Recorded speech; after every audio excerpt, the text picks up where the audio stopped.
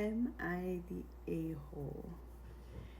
40 male for refusing to take back my pregnant ex, 38 female. And this comes from the okstorytime subreddit.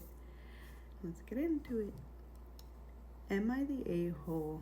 40 male for refusing to take back my pregnant ex, 38 female. This is a long story, so I'll try to shorten it as much as possible.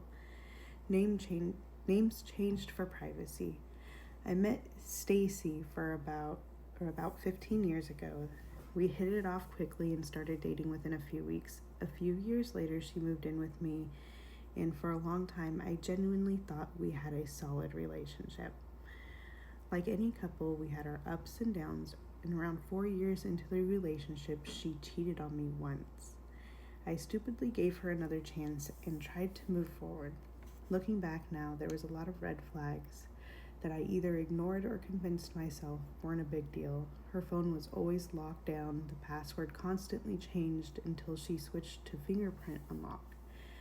It never left her side, always had notifications turned off, and she became defensive anytime I questioned anything. Whenever I brought up concerns, I somehow ended up being made to feel paranoid or unreasonable. That's a big red flag right there.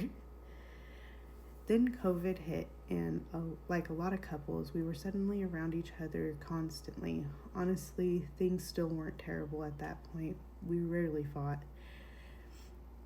Around the same time, her father passed away and her mother started having serious health problems. I stepped up as much as I could. I drove them to appointments, helped financially when needed, and I tried to support them however I could. Over time, though, things slowly changed.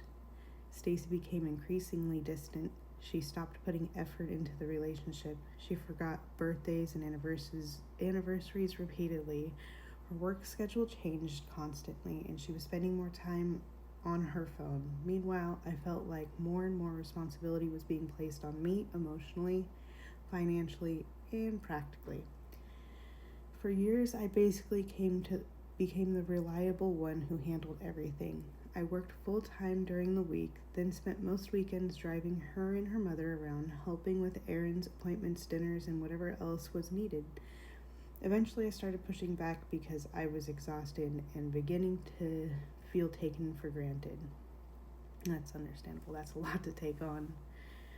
Over the last year of the relationship especially, Stacy pulled away both emotionally and physically. During the final 6 months, she also started contributing less financially outside of rent and shared bills. At the same time, she became obsessed with Instagram and TikTok lifestyle content. I wish I was exaggerating when I said she was averaging about 6 hours a day doom scrolling. Then one day I discovered she had been quietly preparing to leave the relationship behind my back.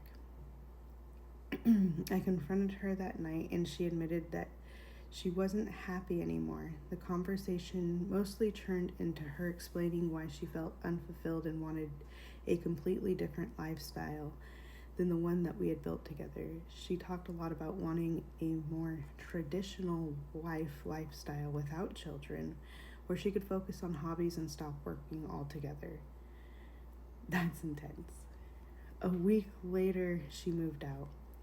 What hurt the most wasn't that the breakup itself, it was how cold the entire thing felt. She cleared out almost everything she could take quickly: cookware, dishes, towels, sheets, pantry, food, basically anything she considered hers. She did leave the ring I gave her years earlier because she said I didn't propose the right way. That's messed up. I was devastated. The last 6 months have honestly been rough. I started therapy, went to gym, and reconnected with friends and family I had drifted away from during the relationship. Some mutual friends later admitted there had apparently been concerns about her behavior in past relationships too. Just as I was finally starting to feel somewhat normal again, Stacy sent me a message out of nowhere asking to meet up and talk. I agreed because I was curious. When I saw her, she was visibly pregnant. Ooh. Is it yours? We sat down at a coffee shop, and after a little small talk, she told me she was obviously pregnant and initially implied the baby was mine. I was confused because the timeline made no sense. We hadn't been intimate in around 9 months, and she had moved out about 6 months earlier. She was 4 to 5 months pregnant. I pressed her on it, and the truth finally came out. She admitted she had been involved with a coworker during the final stretch of our relationship. Apparently, she had expected the relationship to become serious after leaving me, but things fell apart after she became pregnant. According to her, the guy eventually disappeared from the situation entirely. At that point, it became obvious why she had contacted me. She admitted she was overwhelmed, scared, struggling financially, and basically asked whether there was a possibility we could work things out.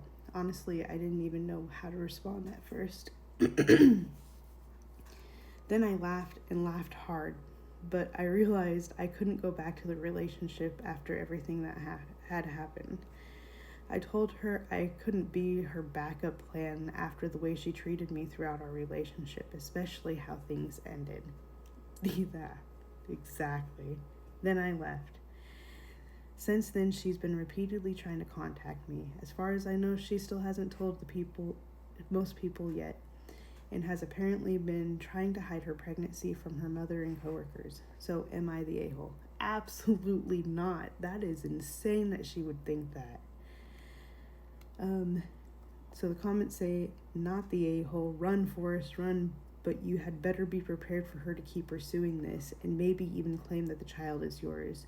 You may want to consult an attorney to make sure she doesn't try to put your name on the birth certificate. Yes, and get a paternity test immediately if she does try to come after you. But I wish you the best of luck. Until next time, guys.